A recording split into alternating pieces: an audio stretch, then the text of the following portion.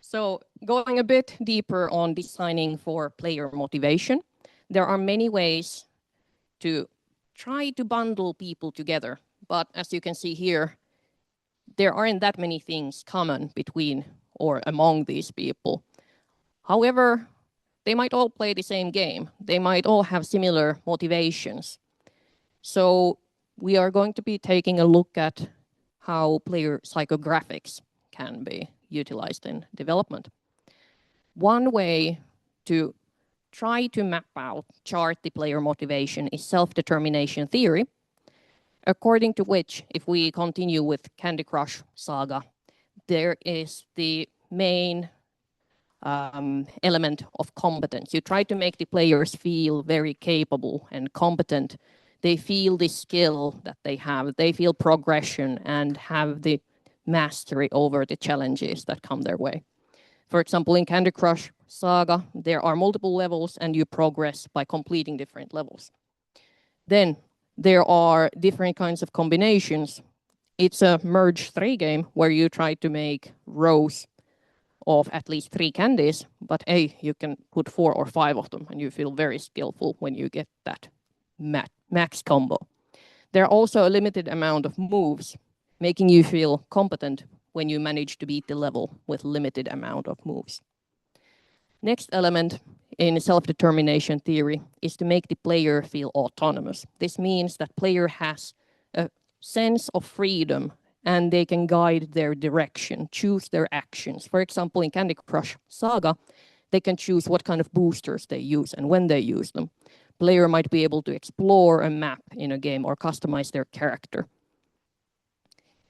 And lastly, we have competence, autonomy, and relatedness. Relatedness comes to play when there is a connection to others. These can be, for example, other players in multiplayer. There can be characters in a story, and having the feeling of belonging to a world or being together with other players.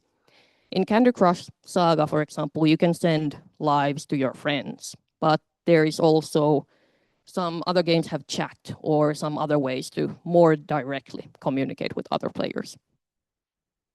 There are also other ways. You might want to look into Quantic Founders Gamer Motivation Model later. I'm not going to go through it too deep, but I want to show another model of how player motivations can be grouped.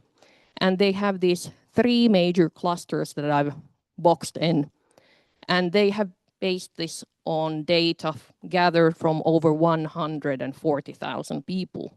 And they've noticed that, these people actually seem to group into these different types. And you can actually take their quiz online to find out which is your player type. And then also learn how to design for the people that belong into a specific type.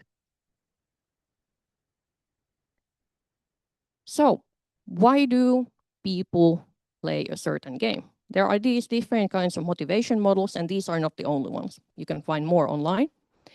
But the main things that you want to look into, what do the players want to see, hear, do, and feel? And do they want to interact with in this case, the 3 clusters? Do the players want to interact with the world and learn more about the story, design their characters, live the game fantasy, and discover things? Or do they want to interact with other players, for example, compete, create a community, and have exciting gameplay? So what kind of things are the ones that interest players?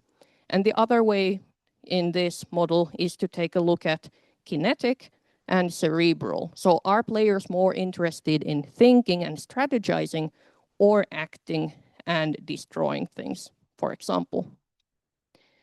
And what is the underlying motivation? Do they want to play to escape the reality? Do they want to feel strong? Do they want to have a laugh? Why do they want to play your game?